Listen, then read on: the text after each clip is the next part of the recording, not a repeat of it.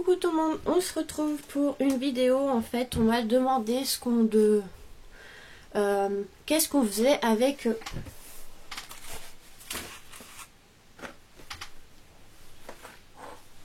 nos moulages en fait. Une fois qu'on a utilisé par exemple la résine pro ou la pâte d'action dans les moules, on m'a demandé qu'est-ce qu'on faisait avec nos petits moulages faits. Donc là c'est des pièces, des épées, enfin voilà. En fait, je vais vous montrer.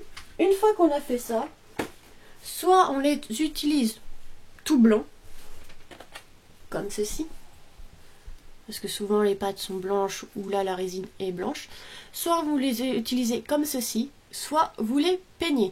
Donc ceux d'action, c'est une pâte un peu comme du plâtre, donc pour colorier, moi j'utilise soit les feutres alcool, soit de la peinture.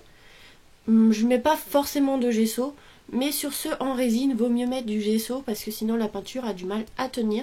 Donc vous mettez du gesso blanc, donc c'est une peinture qu'on met avant la peinture pour pas que ça boive. Je sais pas, il y avait une trace noire. Pour pas que le... Enfin, je sais pas comment expliquer, je suis pas douée. Mais vous mettez du gesso blanc ou du noir, ça dépend comment vous peignez après votre petit objet. Généralement c'est le blanc parce qu'on met des couleurs assez claires derrière. Donc vous mettez le gesso blanc, vous pouvez ensuite mettre de la peinture, de l'encre, enfin des pâtes, comment on appelle ça, de la patine, enfin voilà. Et après, une fois que vous avez fait ça, moi ça m'est arrivé déjà de les utiliser toutes blanches, de les laisser blancs je veux dire, mais là vous voyez j'ai ancré. Donc j'en ai mis un sur cette carte là, ici, donc c'est un hippocampe. Et j'ai par contre celui-là, comme c'est la pâte d'action, je l'ai ancré. Sans gesso, donc ça tient très bien. Donc vous voyez, je l'ai mis sur cette carte ici. J'en ai aussi utilisé sur mon album Disney. Donc vous voyez, j'en avais fait un Mickey. Donc là pareil, c'était à l'époque, j'avais pas la résine pro, j'utilisais la pâte d'action. Donc là, avec les feutres à alcool, je les ai coloriés. Donc j'ai fait les oreilles noires, le visage il est beige, enfin voilà. Donc vous voyez, je l'ai mis aussi sur un album. J'en avais fait un autre aussi. Yep.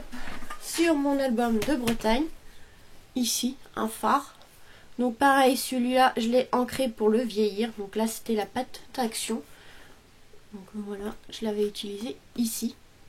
Donc vous pouvez utiliser sur des cartes, des boîtes,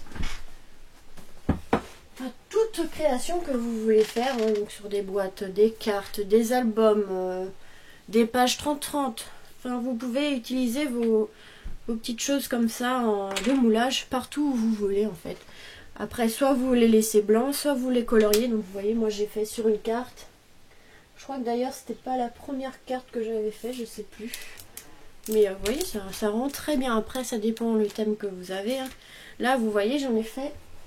Par contre, c'est pas avec la résine pro. C'est avec la pâte à action. J'ai fait des pièces. Avec mon moulage de chez AliExpress qui est caché quelque part. Donc, je peux pas vous le sortir. Mais j'ai fait des petites pièces parce que j'ai peut-être un thème pirate ou thème marin à faire. En fait, je vais le faire avec vous. Donc, je vous révèle pas tout. Mais avec des pièces comme ça, donc avec la résine, j'ai fait comme ceci. Enfin, la résine. Avec la pâte à action, j'ai fait mes pièces. Donc là, ils ont séché pendant au moins 2 ou 3 jours. Donc là, ils sont bien secs. Je vais les vieillir avec... comment ça s'appelle Oh, j'ai oublié le nom. Je l'ai dit tout à l'heure. Les Ink Gold. Enfin, celui-là, Inka Gold. C'est comme de la patine en fait. C'est comme de la patine. J'ai acheté ça sur Scrap Malin, je crois. Donc j'ai acheté du cuivre, j'ai acheté du argenté et doré. Mais il y avait d'autres couleurs. Et en fait, je vais venir après vieillir mes pièces pour faire une carte, vous voyez, directement. Moi, je mets pas de gesso sur la pâte d'action parce que ça tient très bien. C'est surtout sur résine pro, la résine de résine pro. Comme c'est un peu effet plastique, vaut mieux mettre du gesso et après vous pouvez les peindre. Voilà. Moi je l'ai fait, je l'ai peint. J'ai fait avec du gesso noir là. J'ai fait une petite manette. Vous voyez, normalement elle est blanche, et ben je l'ai peint en gesso noir. Voilà. Donc franchement, voilà. Et puis en fait j'ai un projet avec ça, donc il va falloir que j'en colorise, oh là, que j'en peigne un autre. Et j'ai un projet de carte avec, donc vous voyez, vous pouvez mettre directement sur des cartes.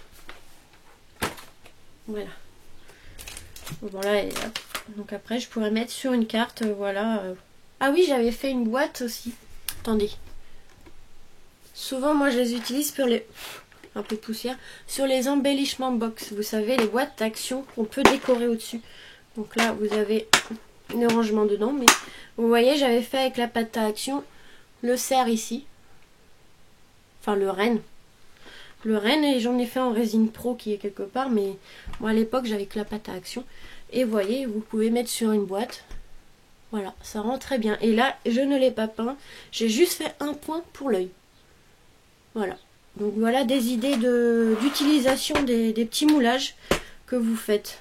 Que ce soit avec résine pro ou la pâte d'action ou n'importe quelle autre pâte. Ou du plâtre hein, carrément. Hein, donc voilà. Voilà des petites idées. Donc sur des embellissements en box, comme là. Sur des cartes, comme je vous ai montré ici. Sur une couverture d'album, sur des boîtes que vous voulez offrir tout simplement. Enfin voilà, vous pouvez les utiliser un peu partout. Sur des pages 30 par 30, voilà. Voilà, donc j'espère que j'ai bien expliqué tout ça et que ça aura été utile à la personne qui me l'a demandé, cette petite vidéo, voilà. Je vous fais des gros bisous et vous dis à très vite pour de nouvelles vidéos. Bisous.